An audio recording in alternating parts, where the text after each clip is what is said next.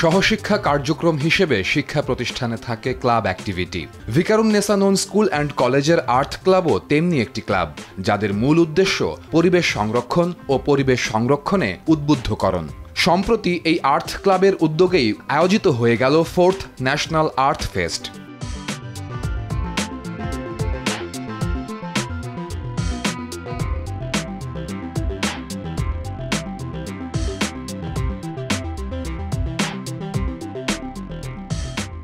এবারের ট্যাগলাইন ছিল beat plastic pollution.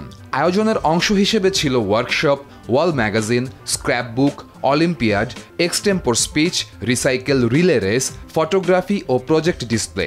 Club motto ও এবারের ট্যাগলাইনকে কেন্দ্র করেই আয়োজনের প্রতিটি সেগমেন্টেই ছিল কিভাবে প্লাস্টিক প্রতিনিয়ত পৃথিবীকে দূষিত করে চলছে এবং তা থেকে উত্তরণের উপায় নিয়ে। এই আয়োজনে ভিকারুন্নেসা নূন স্কুল অ্যান্ড কলেজের শিক্ষার্থীরা ছাড়াও দেশের নানান স্কুল কলেজের শিক্ষা প্রতিষ্ঠানের শিক্ষার্থীরা অংশ নিয়েছিলেন। বিভিন্ন দুর্যোগময় সময় আমরা দেখি যখন বন্যা বা ভারী বৃষ্টিপাত, তখন আমরা এই রোবটটা তার ভ্যাকুয়াম সিস্টেমের মাধ্যমে সেই ম্যানহোল বা আমাদের ড্রেনেজ সিস্টেম যখন ব্লক হয়ে যায় তার ভ্যাকুয়াম সিস্টেমের মাধ্যমে তা পরিষ্কার করতে পারবে। আমাদের প্রজেক্ট ইকোবট নিয়ে, যেটা একটা ফিউচারিস্টিক রোবট। এটার মাথার মধ্যে মাথার উপরে একটা বায়োপট আসছে, যে বায়োপটটা দূষিত মাটিকে শুদ্ধিত মাটি বা শুদ্ধ মাটি করে যায়, যেটা গাছ লাগানোর জন্য উপযুক্ত। আমরা প্রজেক্টটা নিয়ে করছি যে পরিবেশ কিভাবে দূষিত হচ্ছে আর কার কার মাধ্যমে দূষিত হচ্ছে, কোন কোন জিনিসের ব্যবহারের ফলে আমাদের পরিবেশটা ক্ষতিগ্রস্ত দিকে পড়ে যাচ্ছে এবং সেগুলোকে আমরা কিভাবে আগেকার অঞ্চলের মতন তৈরি করতে পারি।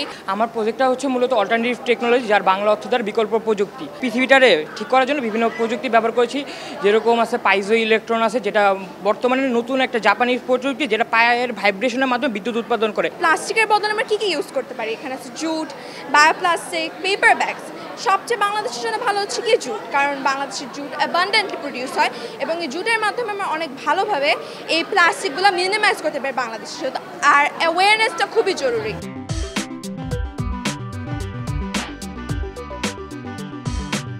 করোনা নানানভাবেই বিশ্বকে থমকে দিয়েছিল, যা থেকে বাদ যায়নি শিক্ষা প্রতিষ্ঠানটির এই আর্ট ক্লাবের কার্যক্রম। তাই তো দীর্ঘ বিরতির পর এবারের আয়োজনকে সফল মনে করছেন আর্ট ক্লাবের প্রেসিডেন্ট। স্টুডেন্টসরা যেন এসে শুধু প্রতিযোগিতা না করে, তারা যেন এর পাশাপাশি কিছু এনভায়রনমেন্ট রিলেটেড কিছু নলেজ গেইন করতে পারে, কিছু শিখতে পারে, কিছু জানতে পারে, যে জিনিসগুলো হয়তো তাদের নিত্যদিনের হ্যাবিটে নেই, সেই জিনিসগুলো যেন তারা জানতে পারে। তো এরকম করেই আমাদের যেহেতু ট্যাগলাইনটা বিট প্লাস্টিক পলিউশন, সেক্ষেত্রে আমরা আমাদের সর্বোচ্চ ট্রাই করেছি জিরো প্লাস্টিক রাখার। আর্ট ক্লাব থেকে আমরা প্রতিবারই চেষ্টা করি এরকম ন্যাচার অ্যাওয়ারনেস ক্রিয়েটিং এরকম এক ফেস নামাতে। এবার নেমেছে, আমরা হোপ করতে পারি যে নেক্সট প্রত্যেক বছরই আমরা এরকম একটা সুন্দর ইভেন্ট পার্টিসিপেন্টসদেরকে বা পুরো দেশের স্টুডেন্টসদেরকে আমরা গিফট করতে পারবো।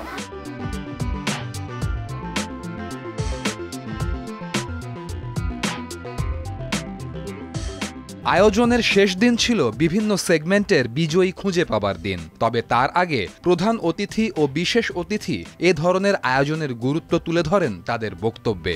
আমরা যদি প্রত্যেকে আমরা নিজেরাই একটু চিন্তা করে নেই, আমরা স্টুডেন্টরা যারা আছি, আমরা প্লাস্টিক ব্যবহার করব না। আমরা প্রতিটা পরিবারে যদি এখান থেকে এগিয়ে আসি যে আমরা প্লাস্টিক বর্জন করব, তাহলে এটা বৃহত্তর ক্ষেত্র তৈরি হবে এবং এখান থেকে কিন্তু আমরা বেরিয়ে আসতে পারবো। তৃতীয় বছরের মতো ধারাবাহিকভাবে বাংলাদেশকে বিশ্বের 9ম সর্বাধিক প্রাকৃতিক দুর্যোগ ঝুঁকিপূর্ণ দেশ হিসেবে চিহ্নিত করা হয়েছে। আমাদের রাজধানী ঢাকা আজ বিশ্বের 2য় শীর্ষ দূষিত শহরে পরিণত হয়েছে। বসবাসযোগ্যতার বিচারে বিশ্বে বাংলাদেশের স্থান আজ তলানিতে ঠেকেছে। বাংলাদেশের মোট জনসংখ্যার প্রায় 46% তরুণ। এই বিশাল তরুণ জনশক্তি আমাদের সবচেয়ে বড় শক্তি। আমি মনে করি বিশ্ববিদ্যালয়, স্কুল ও কলেজের শিক্ষার্থীরা যদি সচেতন হয় এবং প্লাস্টিক দূষণ রোধে দৈনন্দিন অভ্যাস পরিবর্তন করি আমরা সবাই মিলে, তবে তার সমাজে একটি বৈপ্লবিক পরিবর্তন আনতে সক্ষম হবে।